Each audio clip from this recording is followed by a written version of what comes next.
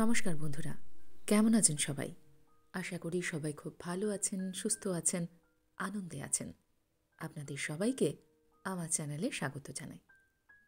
আজ আমি আপনাদের পড়ে শোনাব আশাপূর্ণা দেবীর লেখা গল্প চোখের চামড়া।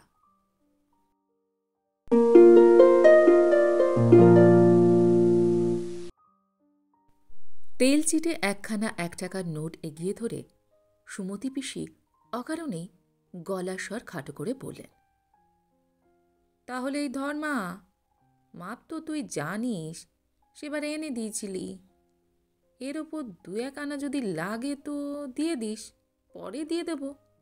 জিনিসটা যেন একটু ভালো হয়। স্বপ্না ওই তেল ছিটে আর প্রায় ছেঁড়া নোটখানার দিকে তাকিয়ে দেখে সভয়ে দালানের পাশের দিকের ঘরের দরজাটার দিকে তাকিয়ে দেখে এবং তারপর নোটখানা তাড়াতাড়ি হাত ব্যাগে পুরে ফেলে মৃদুস্বরে বলে, আচ্ছা, ওর এখন ট্রেনের টাইম। তবু সুমতি পিসির গলার স্বর আরও নামান। কি বলবো মা স্বপ্না, মানুষটা শতছিত্তির গেঞ্জি গায়ে দিয়ে বেড়াচ্ছে, তা আমার ভাই ভাজের যদি একটু হায়া আছে। যতই হোক বাড়ির জামাই তো বটে। বাবা ওর হাঁটু ধরে কন্যে সম্প্রদান করেছিল তো বটে। তা সে বাবা শুধু যে আমার একার বাবা নয়, তোরও বাবা আছে, সে আক্কেল। আমি যাই পিসি, স্বপ্না ব্যস্ত গলায় বলে। রাধু কাকার বাড়ি একবার ঘুরে যেতে হবে, বড় জেঠিও ডেকেছিলেন একবার। সুমতি পিসি বিরক্ত গলায় বললেন, কেন ব্যাগ আর খাটতে? তোকেও বলি বাঁচা, এই তোর কাজের ভিড়, তার উপর রেলগাড়ির সেই ভিড়। মেয়ে মানুষ হয়ে ডেলি প্যাসেঞ্জারি করছিস, নিজের চালাতেই হাড় পিসছে, আবার তোর ইচ্ছে করে দেশশুদ্ধ লোকের ব্যাগ আর খাটতে। কেন ওদের তিনগুলে কেউ কলকাতা যায় না? সুমতি পিসির ময়লা নোটখানা চোখে ভেসে ওঠে স্বপ্নার। তবু স্বপ্না সে কথা বলে না। স্বপ্না লজ্জিত গলায় বলে, না না, তাতে আমার কিছু না। শিয়ালদার কাছেই তো কত বাজার দোকান, ঘুরতে তো হয় না। দালানের পাশের যে দরজাটা দিকে সভায় দৃষ্টিপাত করেছিল স্বপ্না, সেই দিকে যেন একটা ছায়ার আভাস। স্বপ্না সেদিকে তাকায় না। স্বপ্না তাড়াতাড়ি বলে, আচ্ছা পিসি, ঠিক আছে, তুমি আর কষ্ট করে নিতে এসো না, আমি ফেরার সময়।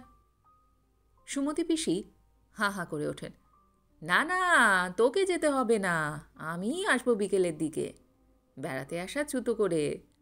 তুই গেলেই আবার ৭-১৭ কৈফিয়ত, কেন কি বৃত্তান্ত, ওতে কাজ নেই। যাই, মোচা সেদ্ধ করতে দিয়ে এসেছি। পিসি চলে যান। ভাগ্যিস মেয়েটা ছিল। স্বপ্না নিচু হয়ে পায়ে পড়া জুতোটাই একটু বুরুশ করে নেয়। কলকাতার বাসের ভিড়ে একদিন একখানা চটি পদচ্যুত হয়ে গিয়েছিল। ততবধি স্বপ্না এই স্ট্র্যাপ বাঁধা জুতোই বহাল করেছে। চটিকে বুরুশ করতে হয় না, একে মাঝে মাঝে করতে হয়। স্বপ্নার মাথাটা নিচু করে থাকার সময়টা যেন একটু বেশিক্ষণ হয়ে যায়। মনে হয় স্বপ্না বুঝি ওই ছায়াটার সঙ্গে চোখাচোখি হতে ভয় খাচ্ছে। কিন্তু ভয় খেলেই বাকি। মূর্তি তো কথা বলবে বলেই ঘর থেকে বেরিয়ে এসেছে। অতএব সে বলেই ওঠে, মার্ভেলাস, নমস্কার দিদি তোর চক্ষু লজ্জার খুঁড়ে, আবার তুই ওই বুড়ির অর্ডার নিলি? বয়স বেশি হয়নি, কিন্তু মাথায় লম্বা হয়ে গেছে পেল্লাই। স্বপ্না বুঝি তাই ওকে সমীহ করছে, অথবা ওর ধারালো মন্তব্যকে। তাই স্বপ্না বলে, তা কি করব বল, বাড়ি বয়ে দিতে এলেন, বললেন সুমতি পিসে ছেঁড়া গেঞ্জি পরে বেড়াচ্ছেন তো বেড়াচ্ছেন। সন্তু ব্যঙ্গের গলায় বলে, আমি তো অন্তত জন্মভূতেই ওকে ছেঁড়া গেঞ্জি পরতে দেখেছি। তাছাড়া দেশে কত লোক ছেঁড়া গেঞ্জি পরে কাটাচ্ছে জানিস তুই? তোর সঙ্গে আমি তর্ক করতে পারি না। স্বপ্না অবহেলার গলায় বলে, সামান্য একটা কাজ, তাই নিয়ে এত কি? সন্তু আরও ব্যঙ্গের গলায় বলে, কাজটা যৎ সামান্য, কিন্তু আশা করছি পরবর্তী প্রতিক্রিয়াটা অসামান্য হবে, এবং শুধু পিসির ক্ষেত্রেই নয়, কাকা, জ্যাঠা, বৌদি, ঠান্দি সকলের ক্ষেত্রেই হবে। হা হা, কি যে বলিস! স্বপ্না হেসে হেসে বলে, তুই বড় হিংসুটে, কারুর এতটুকু উপকার করার দেখতে পারিস না। স্বপ্না উঠোনে নামে। গ্রামের বাড়ি, উঠোনে যথারীতি গাছপালা, তুলসী মন্দির ইত্যাদি। স্বপ্না টুক করে ওই মন্দিরকে একবার নমস্কার করে নেয়। তারপর বেড়ার দরজার দিকে এগোয়। সতু বলে, আমি যদি তুই হতাম, কখনো ওই বাড়ি বাড়ি ঘুরে বাজারের টাকা সংগ্রহ করে বাজার করে দিতাম না। খুব ভালো, খুব মহৎ প্রাণ তুই। স্বপ্না হাসতে হাসতে বেড়ার দরজাটা খোলে। ওদের টাকায় ওদের করছি, মানুষের দেহে এতটুকু মনুষ্যত্ব থাকবে না? মনুষ্যত্ব না হাতি? সন্ধ্যুও নেমে আসে উঠোনে, বলে, করিস তো স্যার চক্ষু লজ্জায়। আমি বাবা সব চক্ষু লজ্জা টজ্জার ধার ধারি না। কই, আমাদের কেউ কিছু করে দিচ্ছে? বাহ, আমাদের আবার কি করবে? বলে এগিয়ে যায় স্বপ্না। সতুর এবার বোধ হয় কাজের কথা মনে পড়ে যায়। চেঁচিয়ে বলে, স্কুল থেকে এসে কি খাবো? স্বপ্না ঈষৎ পিছিয়ে আসে, বলে, ওমা, বললাম যে কলার বড়া আর আলুর পরোটা করে কৌটো রেখে গেলাম। ও আচ্ছা। দেরি হয়ে গেছে। স্বপ্না দ্রুত এগোতে থাকে। রোজই দেরি হয়, রোজই ছুটতে হয়। মাতৃহীন সংসারে নিজের টাইমের মধ্যে রেঁধে খেয়ে তৈরি হয়ে ছোট ভাইটার ভাত ঢেকে রাখে। স্কুলের টিফিন গুছিয়ে বিকালের জলখাবার কৌটোয় রেখে তবে তো বেরোনো। তবু রোজই কোনো না কোনো আত্মীয়র বাড়িতে ঘুরে যেতে হয়, কারণ প্রতিদিনই কারুর কিছু না কিছু ধরতি থাকে। শিয়ালদা দিয়েই যাওয়া আসা স্বপ্নার, আর শিয়ালদার আশেপাশেই জগতের যাবতীয় বস্তু ছড়ানো। আর ওখানে যেমন গেরস্ত পোষা দামটি, তেমনটি আর কোথায়? তবে এতটুকু উপকার করবে না স্বপ্না তার গেরস্ত আত্মীয়দের? কত কষ্ট হওয়া সম্ভব অফিস ফেরত একখানা বিছানার চাদর কি একজোড়া থান ধুতি কিনতে? কত সময় লাগে দুটো ছিটের ফ্রক কি একটা অ্যালুমিনিয়ামের সসপ্যান সওদা করতে? কি এমন ঝঞ্ঝাট! বাচ্চাদের যে ফুডটা এই গ্রামের দোকানে পাওয়া যায় না, সেটা কলকাতার দোকান থেকে জোগাড় করে আনতে। আর হয়ও যদি কষ্ট, লাগেও যদি সময়, মেনে নেবে না সেটুকু? কেবলমাত্র আপনারের রয়ে বিব্রত থাকাতেই কি এই অবনীতে এসেছে স্বপ্না? পাড়ার আরও অনেক পুরুষ ছেলে ডেইলি প্যাসেঞ্জারি করে, তাদেরও শিয়ালদা দিয়েই যাওয়া আসা। তার সে চিন্তায় স্বপ্নার দরকার কি? সতু বলে বলে, দূর, সতু আবার একটা মানুষ, সতু মনুষ্য পদবাচ্য নয়। তবু সতুর ওই কথাটা যেন মাথার মধ্যে ধাক্কা দিতে থাকে স্বপ্নার। মনুষ্যত্ব না হাতি, করিস তো স্যার চক্ষু লজ্জায়। সতুর কথাটাই কি সত্যি? স্বপ্নার এই কাজের মধ্যে পরোপকার নামক মহৎ বৃত্তির চিহ্ন নেই, আছে শুধু দুর্বল চিত্তের চক্ষু লজ্জা। স্বপ্না নিজেকে বোঝাতে চেষ্টা করে, আহা, তা কেন, ওদের উপকার হয় বলে। কিন্তু ঠিক তাই কি? তাহলে পরে মনটা অমন বেজার হয়ে ওঠে কেন? কেন মনে হয়, দূর ছাই, আর এদের পাল্লায় পড়ছি না? মনে হওয়ার কারণ অবশ্য অনেক আছে। জিনিস কিনে আনার পর স্বপ্নার গেরস্ত আত্মীয়দের ওই দামটা কিছুতেই গেরস্ত পোষা মনে হয় না, এবং জিনিসের রং, গড়ন, মাপ সবকিছুই যেন তাদের ধারণার অনুরূপ হয় না। স্বপ্না যে 6:30 ট্রেনটা মিস করার ভয়ে তাড়াহুড়ো করে দায় সারে, এই সন্দেহ তারা যে শুধু মনেই পোষণ করে তা নয়, মুখেও ব্যক্ত করতে ছাড়ে না, এবং এ কথাও মনে করিয়ে দেয় সন্ধ্যার দিকে তো এদিকে আসবার ট্রেন ঘণ্টায় ঘণ্টায়। কত সময় স্বপ্না ওই দামটা পছন্দ করাতে নিজের ব্যাগ থেকে 4 আনা 8 আনা গরচা দেয়, কিন্তু রেজাল্ট একই থাকে। স্বপ্নাকে বসে বসে শুনতেই হয়। ঠিক ওই রকম জিনিসটি কে যেন শিয়ালদার বাজার থেকে আরও কত কম দামে কিনে এনেছে এইমাত্র সেদিন। স্বপ্না তো বলতে পারে, বেশ তো, তাকেই আনতে দিলে পারতেন, কিন্তু পারে না। ওই বলাটা সোজা ক্ষমতার কাজ নয়।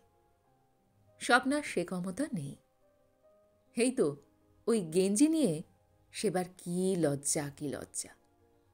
সুমতি পিসি ঠিক আজকের মতোই তার পাগল ছাগল স্বামীর জন্য একটা গেঞ্জি এনে দিতে বলেছিলেন, এবং একটা জামাই মানুষ শতছিদ্রের গেঞ্জি গায়ে দিয়ে বেড়ায়, অথচ তার শালার থেকে হায়া হয় না, এ বলে দুঃখ প্রকাশও করেছিলেন।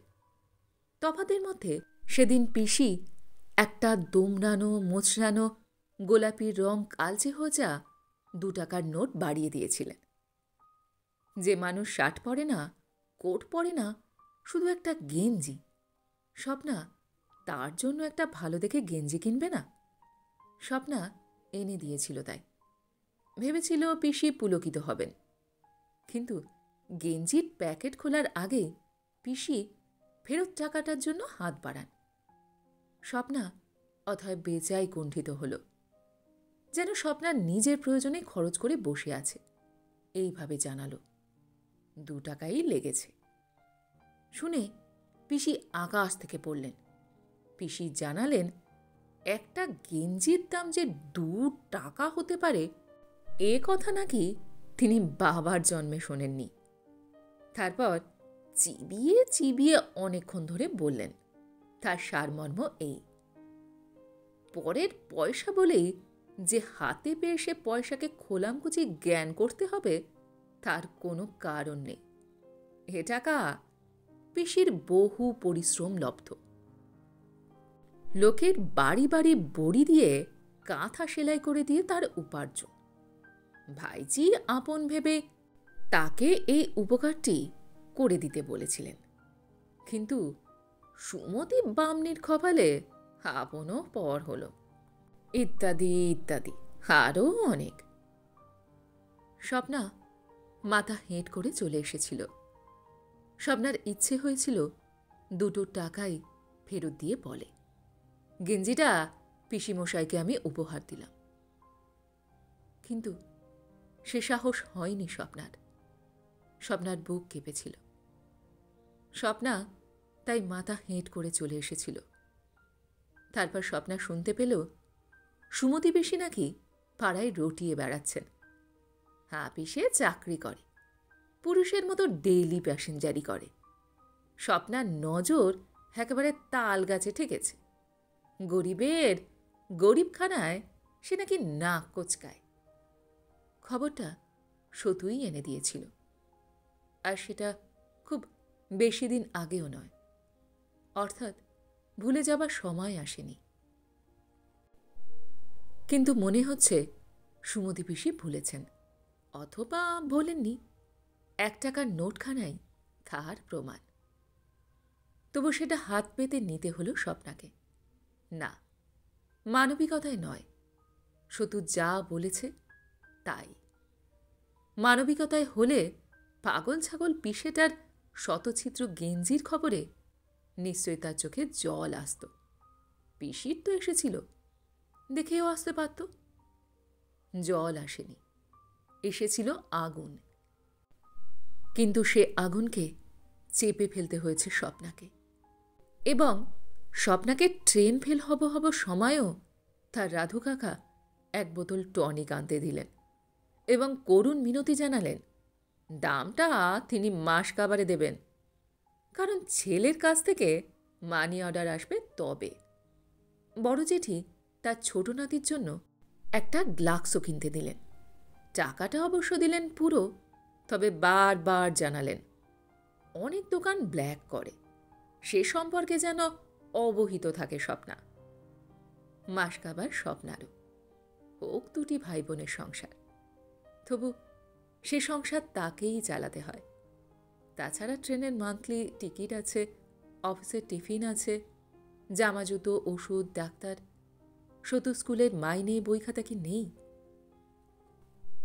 স্বপ্নাকে অতএব 10টি টাকা অফিসের দারোয়ানের কাছ থেকে চড়া সুদে ধার করতে হল। অবশ্য এতে লজ্জার কিছু নেই। মাসের শেষে অনেকেই এ কাজ করে থাকে। দারোয়ান এই কেরানিকুলের পরিত্রাতা মহাজন। ওষুধটা চট করেই পাওয়া গেল, কিন্তু ফুটটা নয়। যেসব দোকানে গ্লাক্সোর টিনের লাইন দেখা যেত, সেসব দোকান থেকে হঠাৎ শেষ টিনটিও উধাও।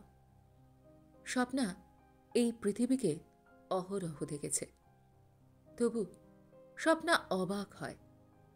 স্বপ্না ভাবে শিশুর খাদ্য নিয়ে এই যে কুটিল পাপচক্র চলে, এই যে হতভাগ্য অভিভাবক একটি কৌটোর জন্য মাথা ঘুরে মরে, ছুটোছুটি করে বেড়ায়, এ পাতকের শাস্তি কি কোনোখান থেকে আসে না? না রাজ্য শাসক, না বিশ্ব শাসক, কেউ তোলে না তার দণ্ড। যাক ওসব বড় বড় চিন্তা, এখন চিন্তা পাওয়া না পাওয়া। অনেক দোকান ঘুরে অবশেষে একটি দোকানে পাওয়া গেল। তাদের নাকি ওই একটি মাত্রই ভেতরে স্টক তোলা ছিল, কোনো বিশেষ খদ্দেরের জন্য। নেহাত স্বপ্নার ব্যাকুলতা দেখেই ছেড়ে দিতে বাধ্য হচ্ছে। তবে দাম তো লাগবেই বেশি। দুষ্প্রাপ্যকে লাভ করতে হলেই বেশি দিতে হয়। ধারের তরুণ 1.5 টাকা হাতে ছিল রাধু কাকার টনিক কেনার পর।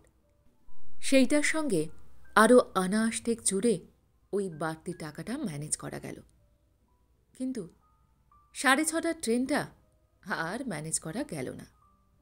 বারবার হাতঘড়িটা চোখের কাছে তুলে ধরে ধরেও সময়টাকে হাতের মধ্যে রাখতে পারল না বেচারা। এরপরই 7:45। সে গাড়ি আবার ঢিকিয়ে ঢিকিয়ে চলে। বাড়ি পৌঁছতে রাত 10:30 বেজে যাবে। অথচ বড় জেঠি বলে দিয়েছেন, 1 গুণও নেই মা, ফুটটা আসবে তবে বাছা খেয়ে ঘুমোবে। কথাটা মনে পড়ে নিজেকে যেন মারতে ইচ্ছে করল স্বপ্নার। কিন্তু করবে কি? ওদিকে সতুর জন্য মনটা ছটফট করছে।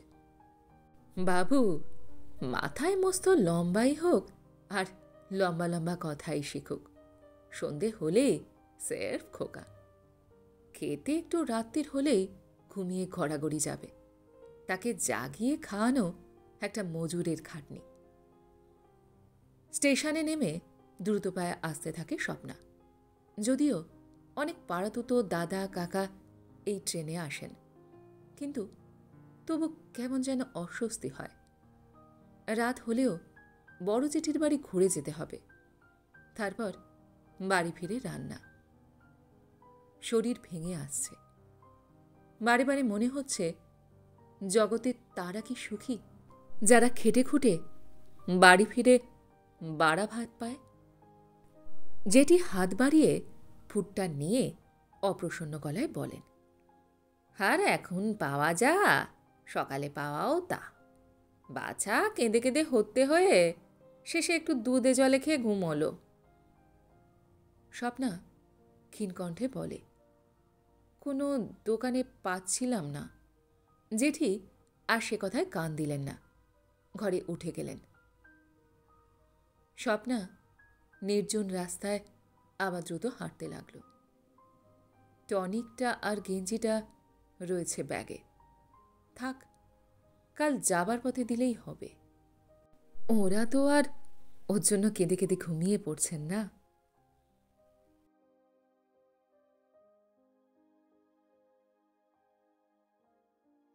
গল্পটি এইখানে শেষ হল। আপনারা এতক্ষণ শুনছিলেন আশাপূর্ণা দেবীর লেখা গল্প চোখের চামড়া। গল্পটি আপনাদের কেমন লাগলো, বা আমার গল্পপাঠ আপনাদের কেমন লাগলো, কমেন্ট সেকশানে অবশ্যই লিখে জানান। যদি আমার গল্পপাঠ আপনাদের ভালো লেগে থাকে তাহলে আশা করব লাইক শেয়ার অবশ্যই করবেন। আর এই ধরনের সুন্দর সুন্দর কাহিনী আরও শুনবার জন্য আমার চ্যানেলটিকে সাবস্ক্রাইব করতে ভুলবেন না কিন্তু। তবে আজ এই পর্যন্ত। আমি খুব তাড়াতাড়ি আবার অন্য কোনো কাহিনী নিয়ে আপনাদের কাছে চলে আসছি। সবাই খুব ভালো থাকবেন, সুস্থ থাকবেন, আনন্দে থাকবেন। নমস্কার।